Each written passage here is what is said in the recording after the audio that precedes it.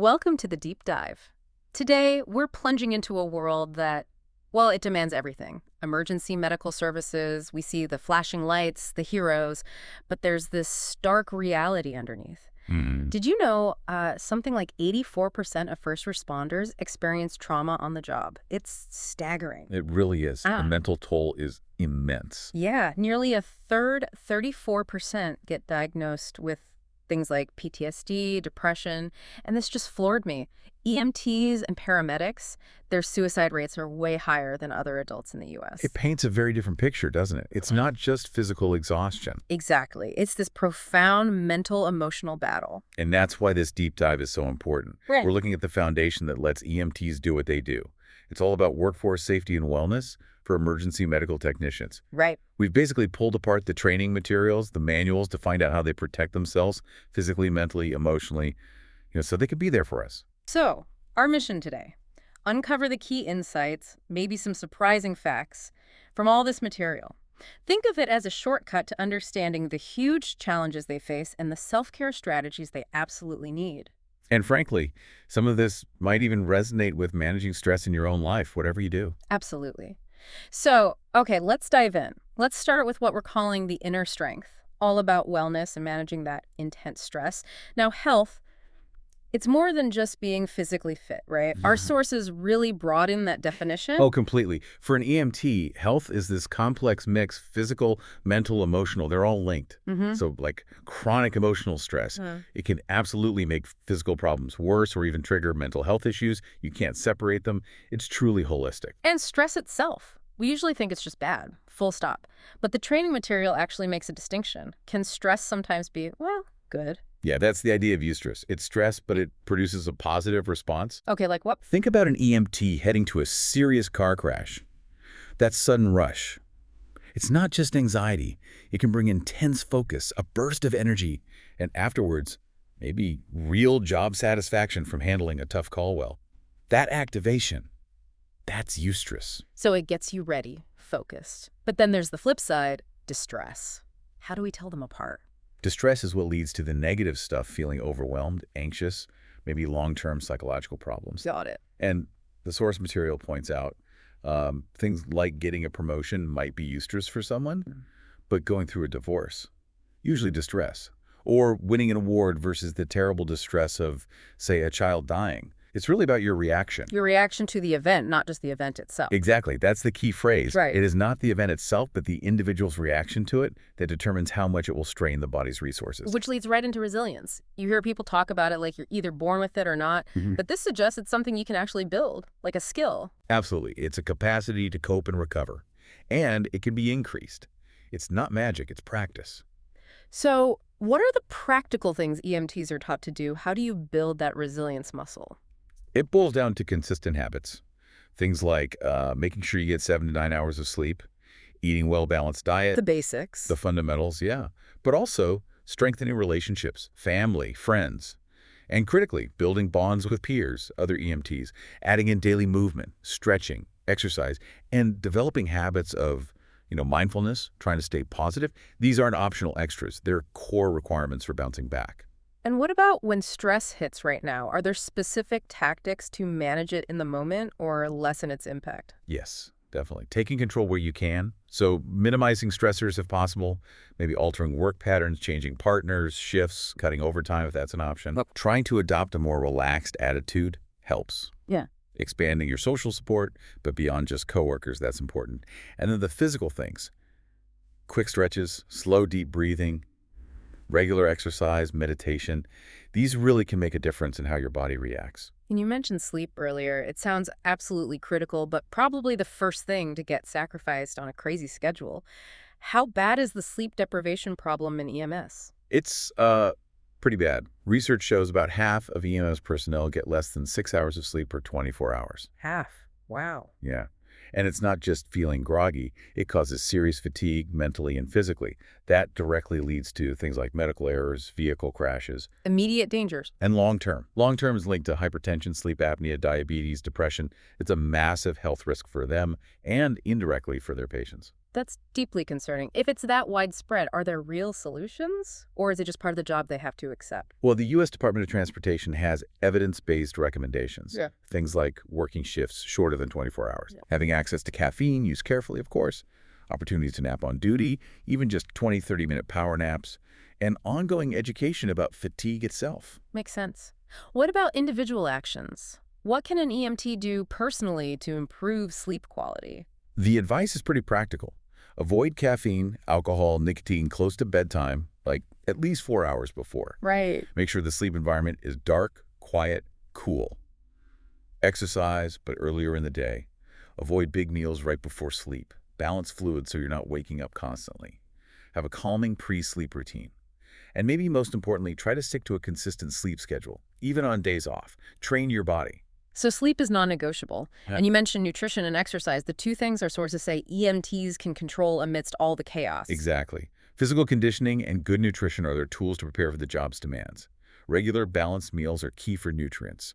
Complex carbs, pasta, rice, veggies give that sustained energy. Not just sugar rushes. Right. Limit sugar, unhealthy fats, sodium, alcohol. And carrying high-energy snacks is smart because you never know when the next meal break will actually happen. Good point. And hydration. Just drink water. Mostly, yeah. Yeah. Water is generally best because it absorbs quickly. Sugary drinks can actually slow that down. And a quick check if your urine is infrequent or deep yellow.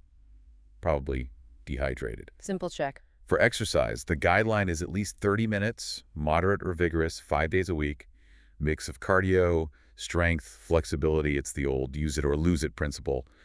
And exercising with others can really help with sticking to it. Okay, so physical and mental readiness are huge. But then there's this whole other battlefield, infectious diseases, which takes us to the invisible war. What's the first big thing to grasp here? This is a really key distinction. An infectious disease is caused by a harmful organism in the body, like, say, salmonella from food.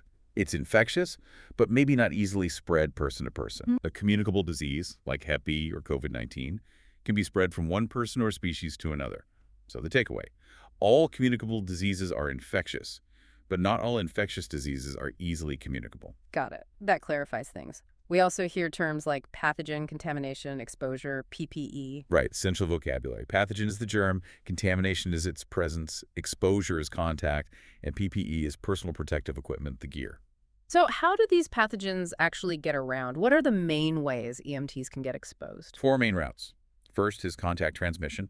Can be direct, like your cut arm touches a patient's infected blood, or indirect through a contaminated object, a fomite, Like what? like blood on an ambulance stretcher, or getting stuck by a used needle. That's why disinfecting everything is so vital. Makes sense. What's next? Second, airborne transmission, spreading through droplets or dust in the air. Think common cold, COVID-19. Right. And a quick tip for everyone, actually the best way to stop spreading germs if you cough or sneeze, into your elbow or upper arm, not your hands. Good reminder. Okay, third route. Third is foodborne transmission. Pretty straightforward, contaminated food or water, improper handling, storage, that kind of thing. And the last one. Fourth is vector-borne transmission, spread by animals or insects, like fleas spreading plague or ticks spreading Lyme disease or animal bites causing rabies. It sounds like they have to assume risk everywhere. So what's their fundamental defense strategy, their everyday armor? The core idea from the CDC is basically assume everyone is potentially infectious. Apply standard precautions or universal precautions, as OSHA calls them, with every single patient. It's constant vigilance. And the simplest part of that armor. Hand hygiene. Sounds basic, but it's probably the single most effective way to stop disease spread. We hear it all the time, but for them, it's life or death, potentially. Absolutely. Wash hands before and after every patient contact, even if you wear gloves.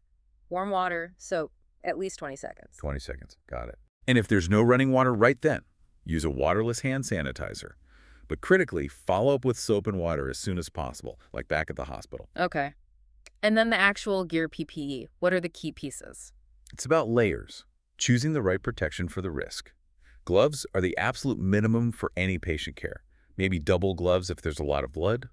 Heavy-duty utility gloves for cleaning the rig. Okay. Gowns are for situations where you expect extensive blood or fluid splatter, like intubating someone, delivering a baby in the field, major trauma. Makes sense. And face protection? Masks, eye protection, face shields. Goggles or a full face shield are crucial to protect your eyes from splatters or droplets. And here's a key detail. If you suspect an airborne disease like TB or COVID, put a surgical mask on the patient and wear a particulate respirator, like an N95 yourself. Ah, patient first for the surgical mask. Good tip. But remember, N95s need a good seal, facial hair. That can prevent a proper fit, making it much less effective. That's a really important detail. What about handling needles, sharp objects? Oh, sharps disposal is incredibly important. HIV, hepatitis, major risks. The rule is absolute. Never recap, break, or bend needles, ever. Dispose of them immediately in an approved, rigid, sealed sharps container. No exceptions.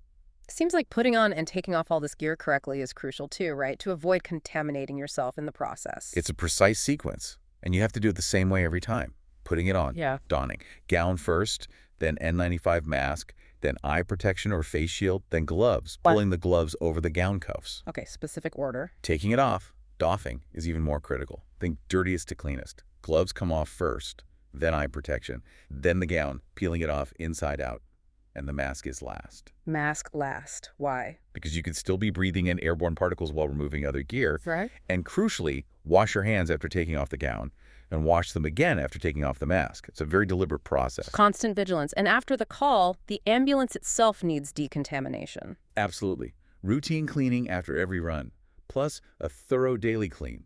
Wiping down all high-contact surfaces, anything exposed to blood or fluids, usually with a bleach water solution 1:10 ratio or a hospital-grade disinfectant. Let it air dry, and proper disposal of all medical waste and contaminated laundry is essential. So that's protection. What about building immunity? And what happens if, despite everything, an EMT does get exposed? Right. Immunity comes from vaccination, or sometimes from recovering from an infection. Some immunity is lifelong, some isn't. HIV is a major exception, obviously. OSHA requires employers to offer the hepatitis B vaccine. That's mandatory. Okay. And the CDC recommends others.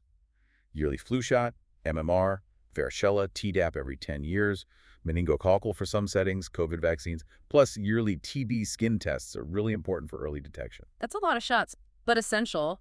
So what's the protocol if an exposure does happen? Needle stick, blood splash? Immediate action is critical. Time is absolutely of the essence. First, immediately turn over patient care to your partner or another provider. Step away. Yes. Second, clean the exposed area right away. Soap and water for skin. If it's the eyes, rinse for at least 20 minutes. 20 minutes. Wow. Yes, thorough rinsing. Third, and this is vital, activate the department's infection control plan immediately. Call your supervisor, designated officer, whoever it is. Don't wait. Don't wait. This triggers the whole process screening, getting blood tests done on the source patient if possible, and on the EMT, filling out an exposure report. This speed is crucial for getting post-exposure prophylaxis, or PP. PP. Yeah, like taking antiviral meds quickly after a potential HIV exposure, or getting hepatitis B immune globulin and starting the vaccine series after a Hep B exposure. For some airborne diseases, quarantine might even be necessary. The faster you act, the better the chances of preventing infection. Acting fast is key. Okay, that leads us right into the next big area, navigating the danger zone, scene safety. What's the absolute #1 rule here? It's simple and it's non-negotiable. Your safety is the most important consideration, period. Why so absolute? Because if you or your partner get hurt, you've just created another patient, maybe two, and you've delayed care for the original patient. It helps no one. So preparation starts en route, mentally, physically. Seatbelts always on, unless direct patient care makes it impossible. And putting on the right PPE before you even get out of the ambulance. Preparation is key. And once on scene, how do they make it physically safe? Mark the scene clearly. Use warning devices, cones, flares. Often they'll position a heavy vehicle, like a fire engine, as a physical barrier or shield, especially on roadways. Smart. Park the ambulance safely, but conveniently, the guideline is at least 100 feet away from crash sites or fires. And always check if vehicles involved are stable before you go near them at night. Lots of light is critical, plus wearing high visibility reflective vests, meeting ANSI standards. Making yourself seen is vital. Sounds like a constant scan for threats. What are some of the major hazards they're trained to spot immediately? Oh, there are several critical ones. First up, hazardous materials, hazmat. The rule is absolute. You never enter a potential hazmat scene. Never. Use binoculars from a safe distance to read any placards or labels. Consult the ERG, that's the Emergency Response Guidebook. Say upwind, uphill. And always wait for the specialized hazmat team. No exceptions. Got it. Safety first, no heroics. What about electricity? Downed power lines are common. Extremely dangerous. Treat all down lines as live. Don't touch them. Don't go near them. Mark off a danger zone, typically one full utility pole span in all directions. And you don't enter that zone until the power company says it's safe. Patient access might be delayed, but again, safety first. Okay. What about natural threats like lightning? Lightning's tricky. It's a double threat direct strike or ground current spreading out. The advice is avoid high ground, avoid water or damp areas like ditches, stay away from metal objects. Right. If you feel that tinkling, hair standing on end sensation signs a strike is imminent, drop any metal equipment, crouch down low, feet together, and if possible, get inside a vehicle. The metal body can offer some protection. Wow. Okay, fires. Another common call. Besides the flames, what are the hidden dangers? Lots. Smoke is a big one. It irritates, carries deadly particles, and contains toxic gases like carbon monoxide, cyanide. Then there's oxygen deficiency in the air, extreme heat, the risk of the building collapsing, dangerous equipment at the scene, and potential explosions. So EMTs don't rush into burning buildings. Absolutely not. Not without proper firefighting gear, self-contained breathing apparatus, SCBA, and approval from the fire incident commander. And don't forget, vehicle fuel tanks and systems. Those are hazardous materials too. Right. Vehicle crashes are probably the most frequent dangerous scene. What makes them uniquely hazardous? Well, first, ongoing traffic. That's why positioning the ambulance as a shield 100 feet back and calling for traffic control is standard procedure. Then, vehicle instability cars can shift unexpectedly. Often needs firefighters to secure them. Leaking fluids, gasoline, oil, or flammable. Airbags can deploy accidentally even after the initial crash. And newer alternative fuel vehicles have specific hazards EMTs need to know about. Plus, broken glass, sharp metal requires protective clothing. It's a minefield. And sadly, sometimes the danger isn't accidental. Violence against responders is a serious issue. It's a horrific reality. The injury rate for responders due to violence is something like 22 times higher than for other workers in the U.S. It's staggering and unacceptable. What can be done? How do they protect themselves? Training is key. Identifying potential violence early, de-escalation techniques, communication skills, constantly reassessing the scene. Dispatch might flag addresses with a history of threats. Then for protection. Training in self-defense, escape tactics, how to use physical or chemical restraints when necessary and legal. Wearing body armor is becoming more common, unfortunately, and often waiting for law enforcement backup before entering uncertain scenes. And critically reporting all incidents of violence, even verbal threats. It needs to be documented. Absolutely. So having the right gear for the specific job is crucial. Let's talk specialized protective clothing. What's the main takeaway? Always check your gear before you use it. Make sure it's right for the job and the weather. For example, EMS coats bought after '98 should have a fluid barrier. And those high-vis vests on roadways. Mandatory. It's about being seen and protected. What about cold weather? How do they stay warm and functional? Layers. That's the key. A thin inner layer that wicks moisture away, like polypropylene. A thermal middle layer, like fleece. And a wind and water-resistant outer shell. And a big note. Avoid cotton in cold, wet weather. It holds moisture and chills you fast. Good tip. And that heavy-duty firefighter gear, the turnout gear. Turnout gear gives great protection from heat, cuts, impacts, water. But it's heavy, restricts movement, and offers very little protection from electricity. For gloves, there are specific firefighting gloves for heat and cuts. For rescue work, often puncture-proof leather gloves with thin latex gloves underneath gives protection and some dexterity. Contaminated gloves, straight into medical waste. Right. Helmets, boots, eye and ear pro, also essential? Definitely. Helmets are crucial in any fall zone. Need top and side impact protection, secure chin strap. For electrical hazards, specific non-conductive helmets with face shields are required. Okay. Boots need to be water resistant, fit well, be flexible, cover the ankles. Steel toes are usually recommended. Good traction is vital. And a pro tip, 2 pairs of socks. Thin wicking one inside, thicker wool one outside. Keeps feet warmer and drier. That's a good one. Eye and ear. Eye pro goggles or full face shield essential during vehicle extrication, anytime there's a risk of blood or fluid splash, and around helicopters because of debris kicked up during landing and takeoff. Regular glasses aren't enough. Earplugs for loud environments. Helicopters, power tools, prolonged siren use. And skin. Sunscreen outdoors. Minimum SPF 15. Skin protection matters. And just general personal safety habits. Tie back long hair, limit rings, maybe just a watch on the wrist. Avoid anything that could get caught in machinery or grabbed. Body armor, as we mentioned, is increasingly part of the kit for personal safety against violence. It's an incredible amount of gear and awareness. Okay, let's shift focus now to the internal challenges, the emotional crucible. Dealing with patience, grief, mental health.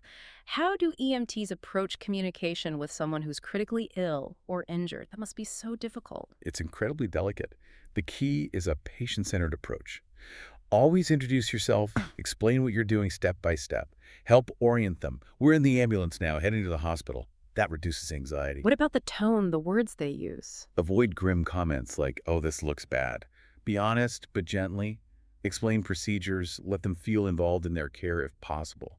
And one really critical point from the training, never tell a patient they are dying. Always leave room for hope. That's powerful. What about the patient's family? Reassure the patient that their family will be found and notified. And if it's a critically ill child, having a relative or known adult come along to the hospital can make a huge difference in reducing the child's fear. That familiar presence is vital. Dealing with death itself must be profoundly difficult. How are EMTs prepared for that? It's something every single EMT will face, and yeah, it's tough. The training often references Dr. Elizabeth Kubler-Ross's 5 stages of grief: denial, anger, bargaining, depression, acceptance. Right, the Kubler-Ross model. Exactly. But it's important to remember, these aren't neat, linear steps. People jump between them, experience them out of order, feel several at once. It's messy. So in that immediate aftermath when families are reeling, how can an EMT actually help? What do they do or say? Often, less is more. Simple, genuine caring support. Saying something like, I am so sorry for your loss, can mean more than trying to find profound words. Listening, really listening if they want to talk. Sometimes just being present, nonverbal comfort like offering a hand, can be incredibly powerful. And staying professional, even if anger is directed at them, remembering anger is part of grief. And is the death of a child handled differently? That just seems uniquely heartbreaking. It is. The sources highlight this as especially traumatic, often hitting EMTs harder, leading to deeper sadness. They should acknowledge the death privately with the family. If the situation allows, letting the family hold or touch the child can be very important for their grieving process, maybe gently preparing them if there are injuries. But always with discretion, especially if it's a potential crime scene. And handling the deceased with respect and dignity, limiting exposure, following all protocols, that's crucial. And always remember, unless death is biologically obvious, they must always start CPR and provide full treatment. Always err on the side of life. So on top of everything else, there are these invisible wounds, the ongoing stress, the trauma, the mental health burden. How does that build up? It manifests in a few key ways. First, there's cumulative stress. Think of it like a snowball rolling downhill. Prolonged or excessive stress just builds and builds, leads to physical stuff, fatigue, stomach problems, headaches, and psychological symptoms like fear, irritability, depression. It's a known contributor to major health issues down the line. Okay, that's the slow burn. What about sudden, intense events? That's critical incident stress, caused by acute severe events, a mass casualty incident, the traumatic death of a child you tried to save, maybe a coworker dying on the job. These can have an immediate, shattering impact. And PTSD, post-traumatic stress disorder, how does that fit in? PTSD is often a delayed reaction to severe stress or trauma, characterized by re-experiencing the event flashbacks, nightmares, intense distress when reminded of it, avoiding reminders, feeling detached, being hypervigilant. Is there support specifically for these critical incidents? Yes, that's where Critical Incident Stress Management, or C8MM, comes in. It's a structured process designed to help responders process traumatic events and hopefully reduce the likelihood of developing PTSD. How does CSMO work? It often involves 2 main parts: diffusing sessions, which are informal, small group discussions held soon after an incident. Just a chance to talk, get some guidance, maybe discourage unhealthy coping like drinking too much. Then, usually 24 to 72 hours later, more formal debriefing sessions. Led by trained peers and mental health professionals, it's a space to talk through thoughts and feelings about the event, without judgment or critique. What about the chronic day-in, day-out grind? Does that have a name? Yes, that often leads to burnout. It's this toxic mix of emotional exhaustion, cynicism or detachment from the job, and a feeling of reduced accomplishment. Comes from long-term, unresolved job stress. Leads to mistakes, low morale, people leaving the profession. And I've heard the term compassion fatigue. Is that different? Yeah, it's related but distinct. Compassion fatigue, sometimes called secondary traumatic stress, is like the cost of caring. It's this gradual wearing down of empathy from constantly being exposed to trauma and suffering in others. Symptoms can look like burnout, absenteeism, but difficult relationships, but also maybe becoming cynical or judgmental towards patients. It's the emotional well running dry. These are incredibly serious challenges. And the statistics on suicide risk we mentioned at the start. It's a deeply alarming issue. The rates are higher for first responders. Job stress is a huge factor, absolutely. But it's often compounded by the stigma around mental illness. In a culture that values strength, asking for help can feel like weakness. So what's the crucial message here? The message has to be, seeking help is a sign of control, not weakness. Recognizing the signs of stress in yourself and your colleagues is the first step. Using the resources available, employee assistance programs, EAPs, peer support teams, confidential helplines like the Code Green campaign or the National Suicide Prevention Lifeline, it's essential. It's about survival and sustainability in the job. Beyond individual well-being, the workplace environment itself matters. What does the training say about fostering a healthy culture? Well, it touches on cultural diversity. Points out the EMS field is still mostly male, mostly non-minority, and highlights the benefits of diversity for better patient care, better teamwork. Introduces this idea of cultural humility. Cultural humility. Yeah, basically staying curious about others, Yeah. reflecting on your own biases, and being willing to adapt your views to connect better. It advises against using derogatory language and encourages learning other languages if possible. That makes sense. What about issues like sexual harassment? It defines sexual harassment clearly. Uh-huh. Any unwelcome sexual conduct. That could be quid pro quo, this for that, or creating a hostile work environment through jokes, comments, touching. And a key point, intent doesn't matter, perception does. If the behavior is perceived as harassing, it is. Encourages reporting, keeping notes. Got it. And finally, substance abuse and preventing injuries. Substance abuse is obviously a huge issue. Impacts safety, patient care, trust. Discusses drug testing, the responsibility to report impaired coworkers, but also emphasizes getting help early, often through EAPs. And injury prevention programs are vital too, identifying hazards, providing training, evaluating what works to reduce those common injuries like back strains, slips, falls, exposures. It's about creating a safer physical environment too. Wow. Okay, we have covered a massive amount of ground, a real deep dive into this world of EMT safety and wellness. From understanding good versus bad stress, the absolute necessity of sleep, the detailed protocols for avoiding infection, navigating truly dangerous scenes. To the immense mental and emotional strengths needed to handle trauma and grief day after day. It's crystal clear, isn't it? Caring for others really does start with rigorously caring for yourself. Absolutely. For these responders, being a hero isn't just the dramatic stuff we see on TV. It's also that quiet, consistent heroism of showing up for their own well-being every single day, Yeah. physically, mentally, emotional. That self-care isn't selfish, it's fundamental. It's the foundation. It's what keeps them ready, resilient, effective for the next call, whatever it might be. So here's a thought to leave you with. What if we all started thinking that way? That proactive self-care isn't some luxury we fit in if we have time, but an essential part of performing well, staying empathetic in any demanding part of life, whether it's our job, our family, just daily living. A powerful shift in perspective. We really encourage you to reflect on the dedication, the sheer amount of preparation and self-management that goes into being an EMT. Think about how these ideas, wellness, safety, resilience, might apply in your own world. And maybe consider how you can better support the incredible first responders working right there in your own community.